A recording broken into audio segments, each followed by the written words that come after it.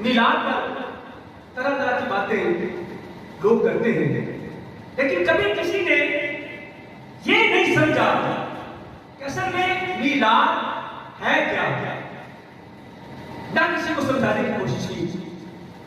دیکھیے میلاد ولادت سے ہے، اور مطلب یہ ہے کہ پیدائش حضور صلی اللہ تعالیٰ علیہ وسلم کی ولادت کو ذکر کرنا، آپ کی عظمت کو ذکر کرنا، آپ کے اوصاف کو ذکر کرنا، آپ کے کمالات کو ذکر کرنا، آپ کے معجزات کو ذکر کرنا، آپ کی ولادت سے پہلے ہونے والے واقعات کو ذکر کرنا، جب پیدا ہوئے جو کچھ رونما ہوا اس کو ذکر کرنا، جو رب نے عطا کیا اس کو ذکر کرنا، ہر ایک شے جس کا تعلق مصطفیٰ کی ذات سے ہے اس کو ذکر کرنا میلاد ہے۔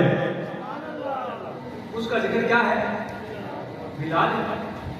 اب بتائیے کہ اس ذکر میں کوئی ایسی بات ہے کہ جو نہ کی جاتی ہے یا کہ نہ کی جا سکے؟ ایسی کون سی بات ہے کہ جسے نہ کیا جا سکے؟ آپ دو بندے بیٹھ ہیں، دو بندے بیٹھ کر حضور کی باتیں کریں، کیا وہ حضور کا میلاد نہیں ہوگا؟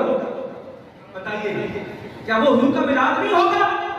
ایک بندہ تنہائی میں بیٹھ کر مصطفیٰ کی یاد دل میں بسائے، گنبد خضرا کا تصور مانے، تنہائی میں نعت پڑھے، قرآن میں غور و فکر کرے، اور ان آیات میں غور کرے جن میں رب نے حضور کی عظمت بیان کی ہے، وہ بیٹھا تنہائی میں ہے لیکن پھر بھی حضور کا میلاد منا رہا۔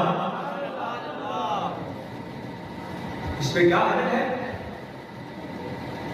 کیا قرآن سب کا سب حضور کا میلاد نہیں؟